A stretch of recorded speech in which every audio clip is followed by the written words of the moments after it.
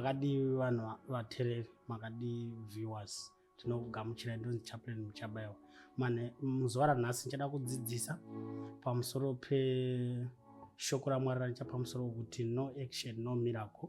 Ndichashandisa verse from Matthew chapter 7 verse 7 inoti iyo, kumbirai muchapiwa, tsvagai muchawana, gogodzai muchazarurirwa. Nokuti mumwe nomumwe unokumbira uchapiwa, unotsvaga unowana, unogogodza unozarurirwa. Munhu ndoupiko kwamuri kana mwanakomana wake akakumbira chingwa ungamupa ibwe? Haleluya. Vhesi yataverengesapo, Jesu pachavo vakanga vachidzidzisa pamusoro pekuti tine nzira dzatinoita nadzo kana kuti dzatofanira kuteedzera pazvinhu zvatofanira kuwana muupenyu. Number 1, kukumbira inzira yatofanira kushandisa. Then number 2, kutotsvaga. Number 3, kugogodza. So hapazi pose patofanira kushandisa nzira 1 chete. Panofanira kutsvagwa tofanira kutsvaga, panofanira kugogodzwa tofanira kugogodza, panofanira kukumbirwa tofanira kukumbira. But today we have a challenge of the people, kana kuti isusu maKristu pachedu tava vanhu vava kungomirira chinhu 1. Zvakafanana nokuti vanhu takumirira mamiracles minana kuti itike muupenyu, but pamwe pacho tichifanira kutsvaga zvinhu, pamwe pacho tichifanira kugogodza, pamwe pacho tichifanira kukumbira. But isusu we just wait kungoti munana uitike. So ukazvitarisa ndoda kuti titsoropodze kuti minana kana mamiracles aitika sei mubhaibheri, uye pamamiracles akaitika mubhaibheri pane here miracle yakangoitika pasina zvaitwa, pasina action yaitwa, then miracle yakaitika. Uchaona kuti mamiracles mazhinji akaitika mubhaibheri akaitika musoro mekunge paitwa action. Saka ndo yatiri kuti isusu after tananamata kana taita zvose tinofanira kuzoita action. It's not only for God. You have a duty to play, then God will do the rest. So uchaona tikatsoropodza, ngatitange naJohani chapter 2 pa issue yekuti mvura yakachinjwa ikaita wine. Uchanatsa kuona kuti ukaiverenga vhesi iyoyo uchaona kuti mvura payakachinjwa pakanga papuwa instruction yekuti tevedzerai zvose zvaanotaura.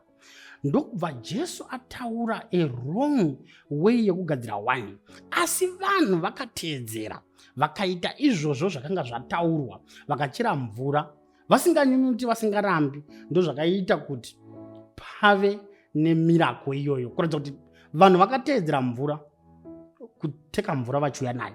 Dai uri iwe mutendi panguva iyoyo kana pazuva ranhasi wairamba kuti hazviiti, saka handitomboiti.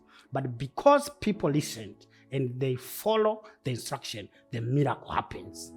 Handitika ukaona futi tikatera futi kana pana Acts chapter 3, pane murume anosumudzwa ipapo nana Peter. Murume uyu ukatarira pane chinhu chakanaka chandoda chaaita murume uyu aitakurwa zuva nezuva achiiswa ipapo, kuratidza kuti murume uyu akaumba hukama nevanhu vaimutakura zuva nezuva.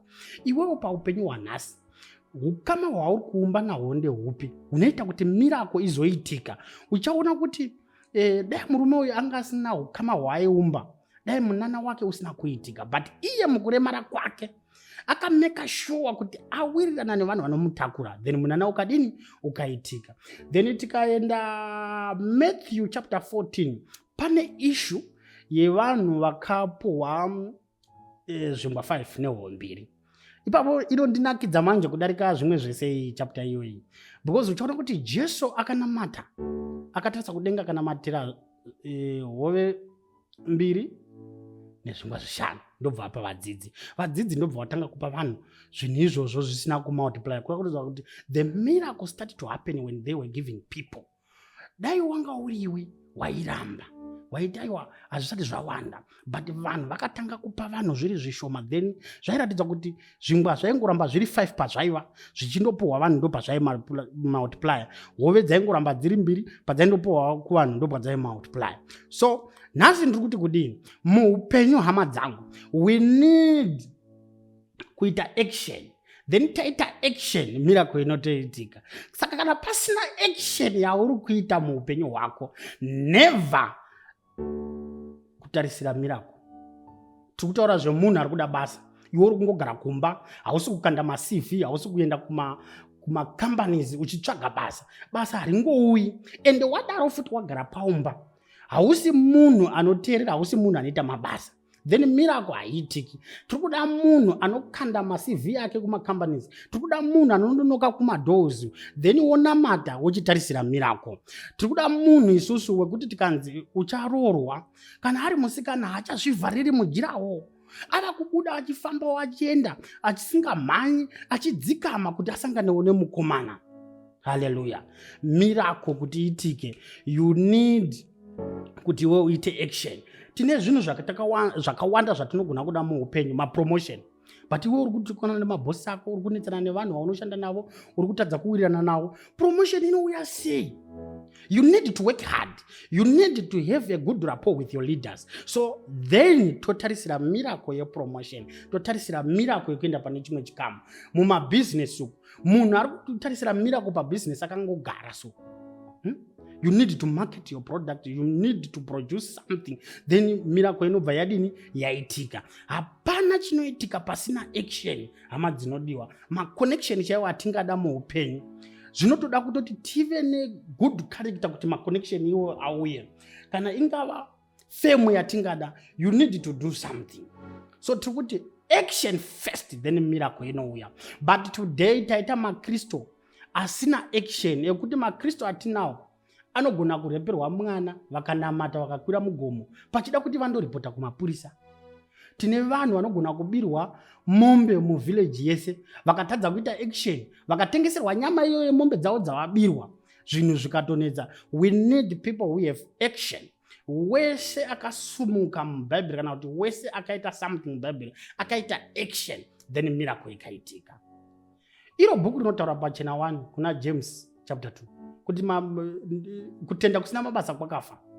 Kana tisina zvatiri kuita mukati meupenyu, hatina miracle yatofana kutarisira. Ndoda kuti someone kwauri ikoko uite stand up. Nyango kanyati washaya, haushaye hunhu, haushaye kudzikama, haushaye kuteerera, kana usi chikoro chakaramba, unogona kuita mabasa emaoko, then miracle inobva yaitika. Pasina izvozvo, tisatarisira mamiracle. Tava nevanhu zvoita sekuti machechi akudzidzisa vanhu usimbe, akudzidzisa vanhu kuti vasaita mabasa. Ndiri kuda kuti kumuKristu ari pano, kune ari kuteerera, sumuka in your small capacity. Then kana wasumuka watanga kuita izvozvo, then expect a miracle. Ukatarisa chaiyo mamiracle ose ukamatsoropodza emubhaibheri, chaona kuti hapana miracle yakangoitika. Hapana. Pana akasumuka akaita something. Nhasi ndiri kukuchallenge mwana wamai, ndiri kukuchallenge brother, kuti sumukai pamuri ipapo, do something, then we expect a miracle. Kana pasina chatiri kuita, hakuna miracle. Ndoda kuti Mwari atiitire nyasha, Mwari atigonese. Face new challenge, face new people, you have new links, zvese izvozvo action nemaprayers zvikabatana, then miracle inobva yadini yaitika. Ndoda kukutendai kuti Mwari akuitire zvakanaka. Nyangwe maobstacles asi aripo, Mwari anotigonesa, Mwari anokuitirai zvizhinji. Ndoda kunamata. Baba, bless these people. Vape nyasha, vagonewo kuita something, vagone kusumuka vaitiwe nyasha. Ndinotaura kuti munhu wose ari pano ngaaitewo action. Kana aita action ozotarisira miracle. Pasina action hapana miracle. Pane action miracle iripo. In the name of Jesus, may God bless you. Amen. Chaplain Chabela, good day.